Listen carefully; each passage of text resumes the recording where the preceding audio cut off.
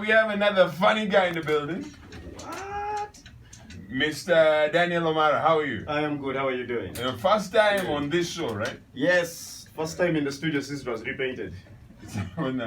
Why red, man? Why red? You guys do this like every year. No, I think our boy from Magere passes around when he's on his things like red wax. The studio got a pedicure. Yeah. It has always been red. We are red. Sanya firm people know us for red and yellow, right? Red, yellow, blue. Yeah, there's a yellow. Yeah. There's a blue. So now I get it. You guys are politically neutral. That is the Yeah. coolest way of putting your message No across. wonder, yeah, but you see, if you look at the word Sanyu, it's ANYU that is blue. That means if Best J is doing badly, according to the ratings here, at least. And I don't get the numbers, man. Yeah, the numbers. For them, it's about numbers. We have numbers. We have numbers. You own the ghetto, we are coming. I will not say anything. I'll forever remain silent. Now, you guys, Daniel O'Mara and Alex Muhangi, you guys started out almost the same time, right? Actually, at the same time. Same time, not The almost. same time. Same And time. I was talking to Daniel, I think, one time, and he told me that you guys used to distribute pamphlets somewhere. Where was this? Oh, back in the day of Effendis. Oh, yeah. Yeah, then when we were moving to La Bonita, Oh, the whole yes, thing yeah. of putting out flyers on the streets for people to come for the comedy show. Yeah. Comedy was very young at the time. Yeah. It has come a long way, you guys. Man, and you know, we stand on Ginger Road. On Ginger, like street, street pastors? Exactly. And then 5 p.m. The show is starts at 8, yeah? Mm-hmm. But you see traffic of people leaving the city, you're like, we are going to the... Where are these people going? Where are they going home? Why are they coming here? Yeah. Comedy was very young. Do you expect it to grow like it has grown up now? No, actually, no. I would say we're just doing it for the love. We didn't have in mind that we're gonna become like comedians in the future. We're just doing it for the love because we just came out of Stand Up Uganda and we were like, oh, this is interesting. People are coming to see us now, so that's why we were.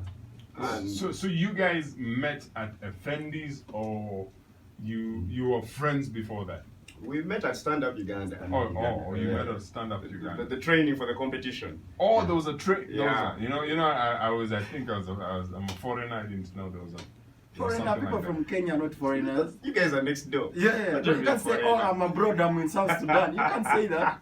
I wish it was like that when you're crossing the border. Any distance that can be reached by just- bus in less than a day. Yeah. Next door. And the original Ugandan map had huge wars, like this Kisumu, all these. Yeah, I actually feel more at home this side. Yeah. So you're I Ugandan. understand. You're not abroad. There's more Luo this side. Yeah.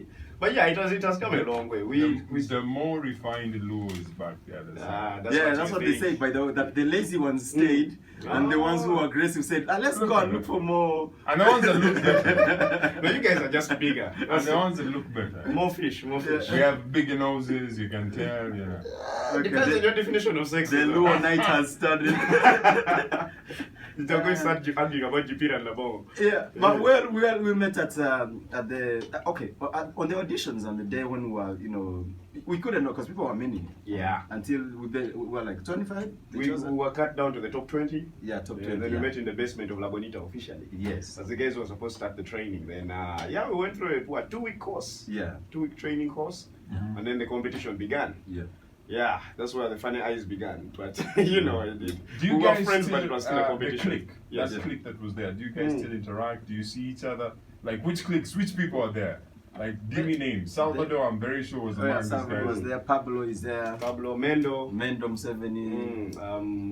I think there's about 6 surviving comedians from class of 2009 Stand Up Uganda. This was 2009. So 10 years ago. 10 years ago. Yeah. Man. Wow. We should do an anniversary, man. Like yes. you get all these outfits and put them together, and do a grand show. Yeah. That would be epic, by the way. I'm all up for the idea. Yeah, for a good cause. Yes. Yeah. I've always wanted to ask this. We get about- Kenzo a new wife. Yeah. I've always wanted to ask this about comedians. Yeah. Like, do you have categories in a comedy industry? Like, do you have a comedian who does specific type of jokes? Yeah. There's different kinds of comics. Yeah. I think but this Fun Factory is mostly sketch comedy. Yeah. I say mostly because they feature stand-up sometimes. Yeah. All the outfits we run are stand-up comedy platforms. So far we haven't, we were running away from slapstick, the D-cooler. No offense to them, I mean, they are the origin at the beginning of this. It's just, this is another generation. It has its crowd, but for us we are targeting the stand-up audience. So 10 years after, 10 years after you guys started this, what has changed in the industry? Has the industry grown? I know that you guys are making money out of this. Yeah, but the money thing is there, otherwise you wouldn't survive. Yeah. But the way he just brushed it, the money thing is because it's not about money. When you do this for money, it dies. It's about keeping your brand out there. So what we did, for me, what I would say that we've worked so hard to earn as comedians in Uganda after stand-up Uganda, I would say we've achieved like space in the entertainment industry. Where, like, say for example, today you cannot do a show, say a big show, without a comedian hosting it, or whether it's a wedding reception, whatever it is. They say, all right, we're gonna have these singers, but we can. What about the comics? Can we have the comedian perform or host or whatever it is? So we've created and some little space in the market. So yeah. Let's talk about there's something that people want me to ask, and I have to ask it. It's the small beefs in between you guys. There was that one which was trending between you and Alex Muhangi and Salvador. There was no beef, by the way. Are you sure there's no beef? Yeah, you see, you guys, the media does that. They want to sell news. They want to sell stories. Are you for real? I'm being for real. Honestly, there's no beef. Beef for what? That guy is my brother. We worked together for years, and there's no rift. It's not like I've gone and I'm like taken his wife like they just did to my. There's no big. Honestly, I would say that. No, it's a national radio station. And I'll say this. This is what you say when you sit behind that mic and you say that there's no beef. But when I talk to you individually. Talk to whom? Me? Steph. No, I talk to Salvador. I talked to my very good friend here, Omara. There's some sort of difference. Let me put it this way. Differences are there because we are heavily opinionated people. In a way, we are all wiseacres. I'll be frank with you. All of us have a different way we look at things. And this is the same thing I told you last time. Often what we say is misinterpreted. Like I told you at that time, I believe I owe Alex an apology. Because for the longest time, I looked at my way of doing comedy as the right way. You get, and I looked at everyone else as doing it wrong. Which, I'm sorry for this, Adeku. I came off a bit heavily as a critic of comedy. So it sounded silent. It's not beef. It's different. It's like if you offer the criticism of someone else's platform, people are not going to take it to him in the same way you say it. Positive way. It's going to arrive there like, ooh, this guy hates you, and they won't give him the criticism of what he said. They will actually just go to him and say, this guy has a problem with you. Like, people bring it to a personality level. Yet criticism is always positive. Maybe I may have gone about it the wrong way in wording. You get, like, sometimes you say something and man, I have a big mouth sometimes, but it's not meant to be an attack on a person. You get, and I think we are misunderstood in that context. So the difference is in how maybe the different characters in the comedy industry were doing their comedy. How we set up our platforms is completely different. We have completely different target audiences. And sometimes there may be something there's something you look at on someone else's platform and you're like, no, I don't like this. But it doesn't mean you hate the platform. You get it's a criticism, because at the end of the day, we're all trying to defend and build the comedy industry. Then also, like, say you go, say Steph, you go to a different bar. Mara goes to a different bar. I go to, like, let's say we own bars, So someone who goes to, say, your bar, they always feel like, I think these people don't work together. If I go to this bar, I think I should not go to this bar. That's a daily client that you have. You see? So there's that rift that people think should exist, which does not actually exist. So to us, because we are people who talk, we work with words. Every time you ask me a question, I have a word to say. So people think, what do you think about the other platform? You're like, it's okay. Or maybe you're like, they should do it like this. There's a time I came out and said, you remember what the competition was? What was the name of the competition? The comic?